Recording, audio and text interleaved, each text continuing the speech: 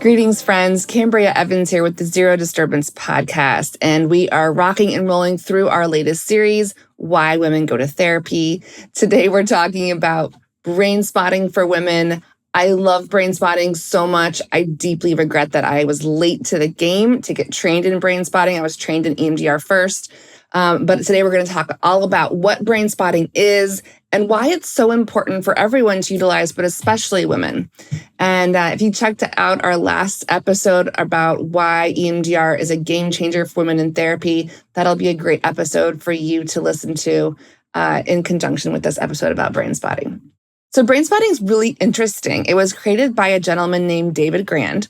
And David Grand was one of the OGs who trained with Francine Shapiro, who was the creator of EMDR. Now, EMDR was created like in the 80s, so nearly 50 years ago.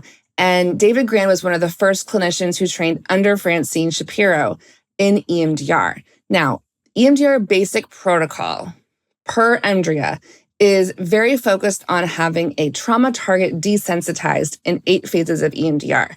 If you've been an EMDR practitioner and you've been doing this for years and years with thousands of sessions like I have, you know that there are real limitations to using the basic standard protocol when it comes to EMDR. And unfortunately, a lot of clinicians don't understand that there's a lot of flexibility and really creative things you can do with the standard protocol of EMDR. But unfortunately, some clients have really bad experiences with EMDR because their clinicians push them to do the first memory they can remember, the worst memory they can remember. And brain spotting, I think, is a lot more gentle.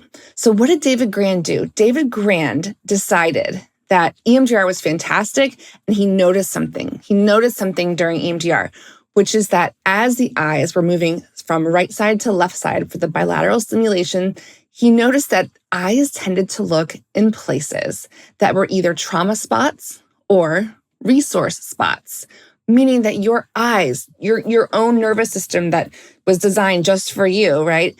Designed to heal and soothe itself and to process information. Your eyes naturally look in a certain place when you're thinking about something. This is so fascinating. When I first heard about EMDR, I thought it was totally woo-woo. I think I was still working at Stanford. And of course, I went straight to the research and found that EMDR has so much research to back it up. Now, brain spotting doesn't have as much research as EMDR to validate its legitimacy, but it is valid, it is legitimate.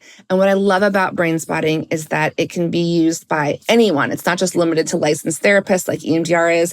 You can be a brain spotting coach, a brain spotting body worker, a brain spotting counselor. You don't have to be a licensed MFT to do brain spotting for your patients. So David Grand noticed that we have a place that we look to help us either regulate ourselves and resource ourselves, or a place that we look to process trauma. And it's interesting because when we find that place to process trauma, our eyes start to blink really, really fast. Again, when I heard about this, I thought it was complete BS. I was very hoity-toity about this being real. And I was lucky enough to go to a brain spotting training with Lisa Larson, who is in California. And she's trained closely with David Grand for years and years and years. Very amazing teacher. And in 3 days, virtually, I learned how to do brain spotting. I had brain spotting practicums that I participated in on me. And here's what happened. It was so magical. And it actually was one of the catalysts for me making some really big changes in my life, in my personal life, in my professional life. It was all because brain spotting opened these things up inside of me that I don't think I ever would have been able to access just with EMDR, because I've been doing EMDR as a patient for, I don't even know, maybe close to 7 years, and I love it. So what's so interesting about brain spotting is that it really is set up very similarly to EMDR in the sense that you have a trauma target you're trying to desensitize, and you typically pick a picture or an image to go into the memory network, just like EMDR. You typically have some kind of belief, negative belief about why it's disturbing that goes with the image or memory. And what's interesting with brain spotting is that it's not just putting your eyes in a certain place to process, right? But it's also using bilateral stimulation. So for this reason, I refer to brain spotting as like EMDR like 3.0 almost, because it was so accelerated, it was so somatic, and time like didn't exist when I did my brain spotting practicum. And what's amazing about brain spotting that feels very similar to psychedelics, for example, let's say ketamine. Ketamine is known as a dissociative anesthetic that takes away our protector parts. We're going to talk about parts work for women in the next episode. But for now, just understand that parts of us protect us and they compartmentalize things they don't want us to see or be upset by, right? Ketamine takes away those protective parts and kind of dissociates them to relax so we can go towards information that's going to help us feel integrated and congruent. What's amazing about brain spotting is that brain spotting has a similar quality, okay? It's not hypnosis, you're not in a trance, but what happens is you find your spot. You find your trauma spot, and the person watching you will notice very quickly your eyes blinking very, very quickly, okay? Now, there's a ton of research on what happens during REM sleep, right? And how the brain processes information in an accelerated way during REM cycles, right? When we're dreaming. And what's so amazing is that you can actually see someone's eyes blinking really, really fast as they are awake and fully conscious, processing something.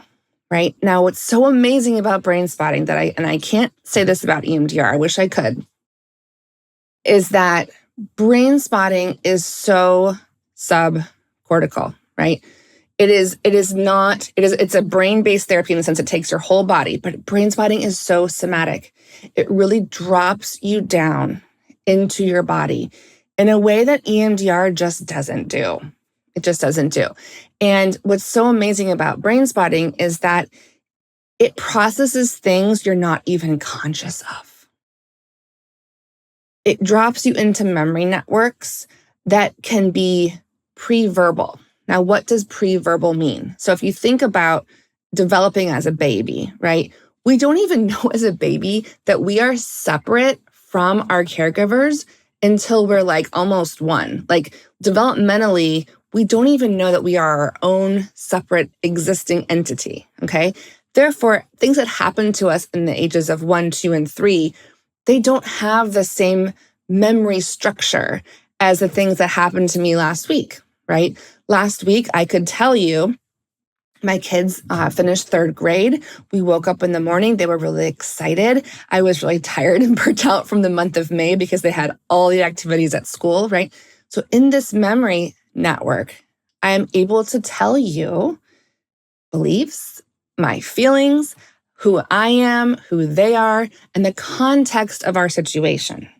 When you have memories that need processing, because a part of us is stuck in that memory network and it is scared, it is confused, it is lost, it is disconnected, it needs some kind of response or soothing, right? Those younger parts of us, they don't have language. They don't even have clear pictures, right? In the way that we do as an adult. Our brain does not stop growing until we are 25 years old, okay? So when we are 1, 2, and 3, and 4, and 5, we don't have the ability to make memories the way that we do as adults. Now, this does not mean that we don't make any memories before the age of 5. We absolutely make memories. Okay. And the way that we make them is in fragments, right? Pictures, body sensations. Our body stores everything because it is a blank template that will generalize to everything in our lives growing up. Music, smells, right? I'll oftentimes do processing with a woman here in my office in California, and we'll go back in time to early younger parts, 2, 3, 4, 5, even in utero. There's no pictures. There's no narrative of self and the world. Those things weren't developed yet. So those aren't going to be stored in our memory networks as they would as an adult or a teenager or in middle school or even elementary, okay? So this whole concept that we don't have any memories before the age of 5 or 3 is completely false.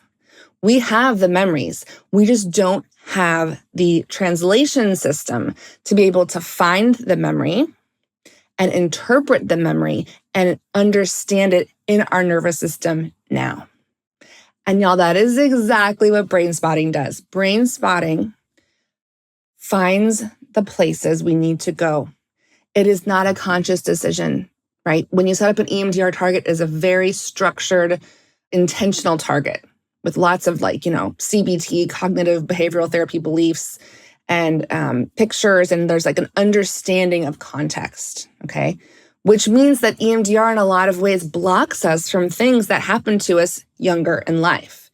And what's unfortunate about that, y'all, is that what happened to us younger in life, that is literally the core of every single thing that generalizes after that.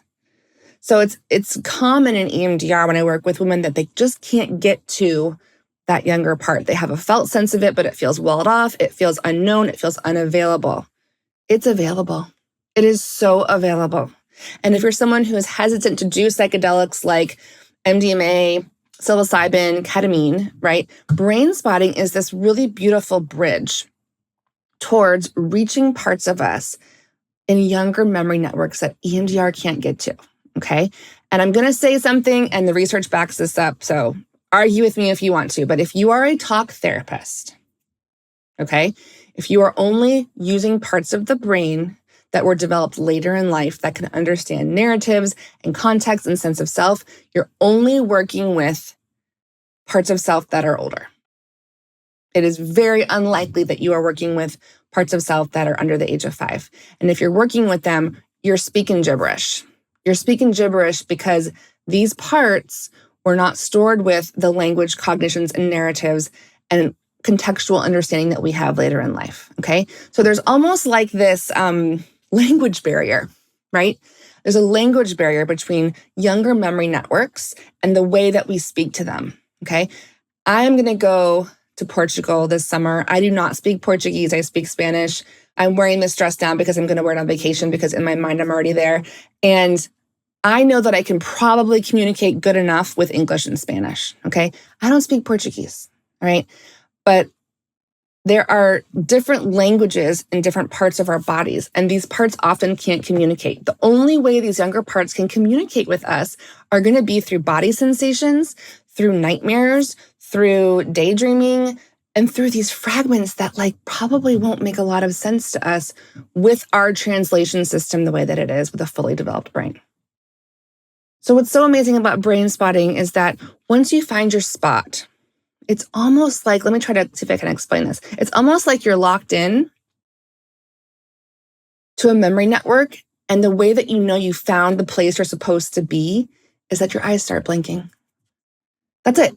That is the way the body is communicating with you. It's almost like it's sending out a smoke signal, like, over here, come over here, right? So you just try to find the spot, and then when you find the spot, your eyes start blinking, and then you stay.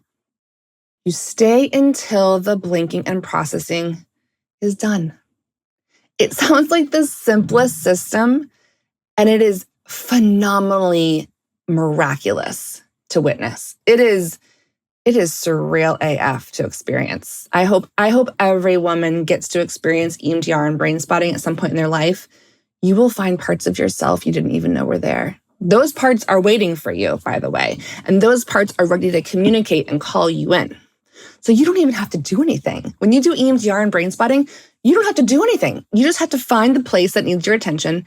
Your body will start talking to you because that's those younger parts' communication system. That's your body's communication system that we all have. It is not proprietary. It belongs to each of you, okay? And once you find it, your body talks to you, and then what happens? You drop down. You drop down. Now you're not in a trance. You're fully conscious. A part of you, when you do EMDR and brain spotting, a part of you is always in the safe and present time with the safety of the relationship with your therapist, okay? This is why I do not recommend people do EMDR and brain spotting by themselves, because you should not go into the woods without a map and a guide, right? So that being said, you drop in. You don't even have to know where you're going. You don't even have to know where you are, because this cognitive place in your mind, it might have some thoughts, it might have some pictures, but really what's incredible is that mostly what happens in brain spotting is that you don't know what's happening with this part of, with your mind, with your fully formed adult brain. You don't know what's happening. But you can feel something happening in your body. You're conscious, it's not hypnosis. It's just your body's natural way of processing, y'all. This is yours already, okay? And once your body's done with that spot, the blinking slows down, the blinking subsides, and you feel a neutrality in your body like, I'm done. I'm done with that part. It's the same neutrality that you feel at the end of a successful EMDR target. You feel the neutrality in your body. Your brain gets bored of thinking of it. Your brain wants to go other places. It's amazing. Your system just knows that it's complete. And let me tell you about the difference between a brain spotting hangover and an EMDR hangover.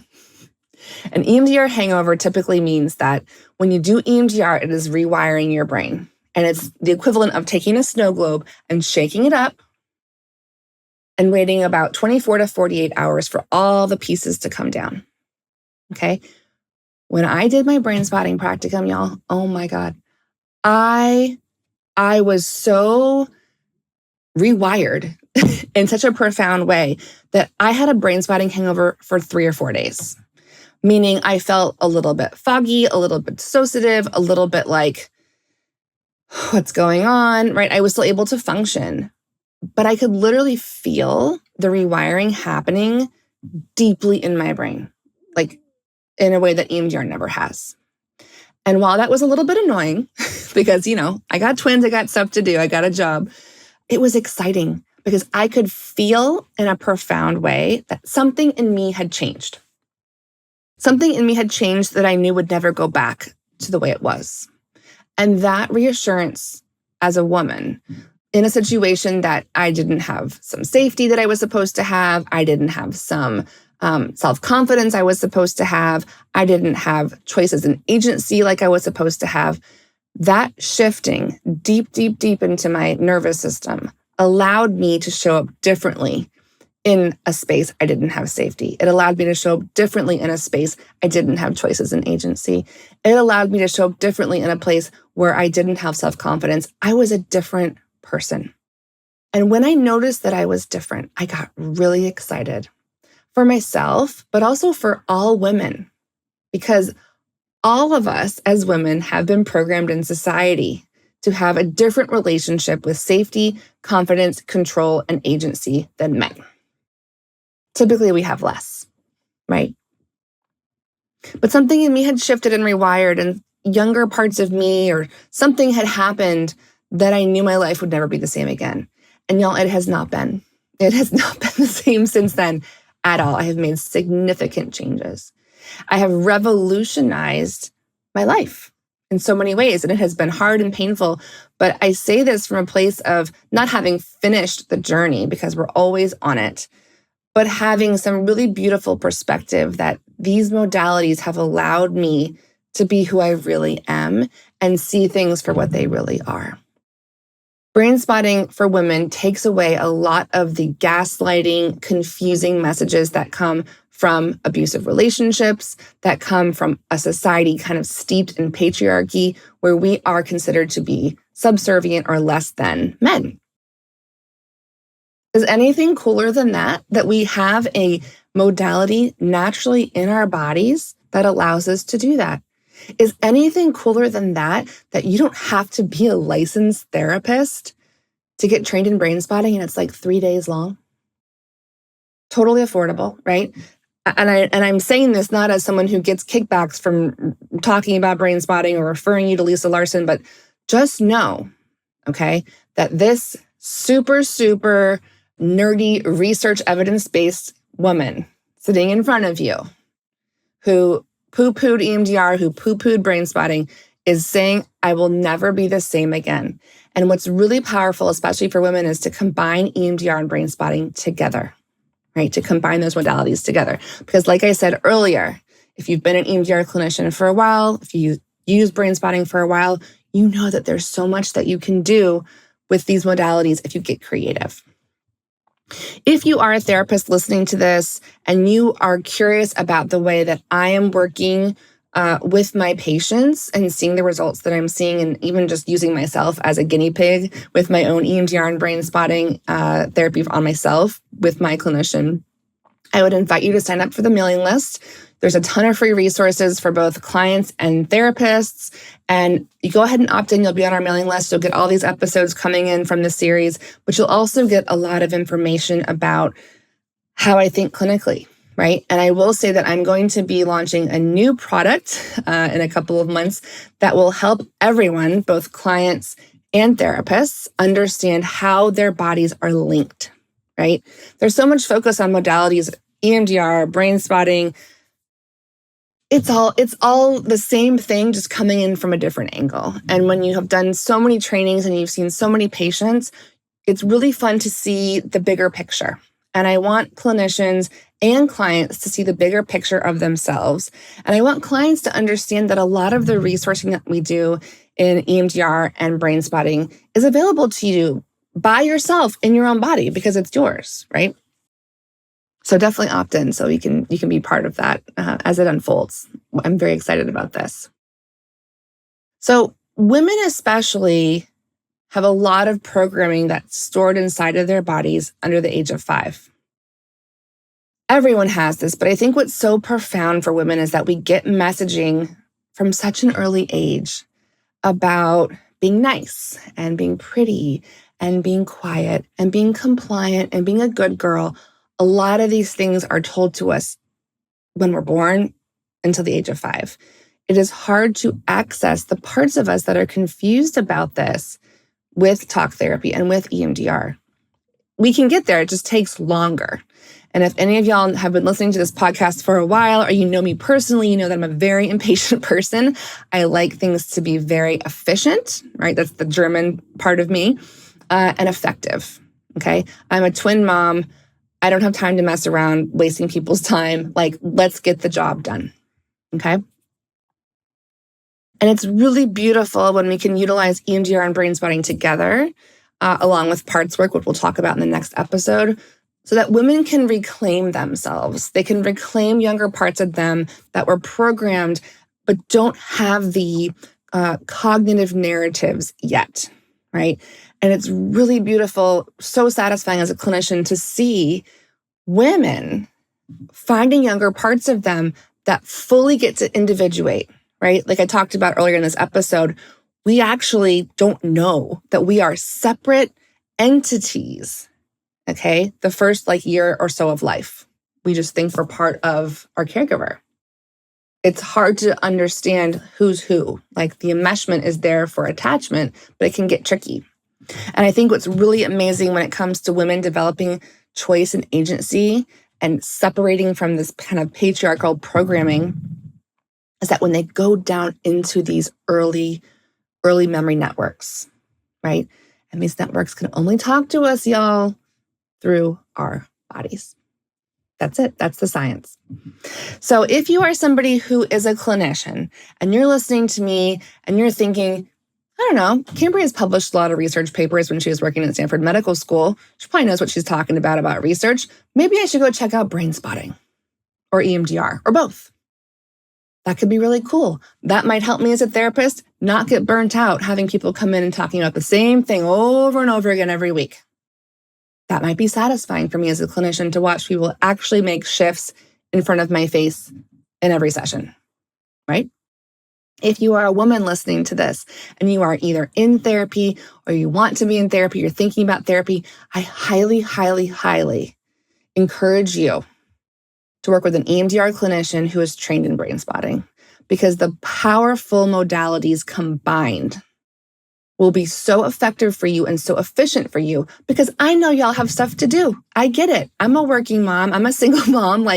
I know women are some of the busiest, most productive people on the planet.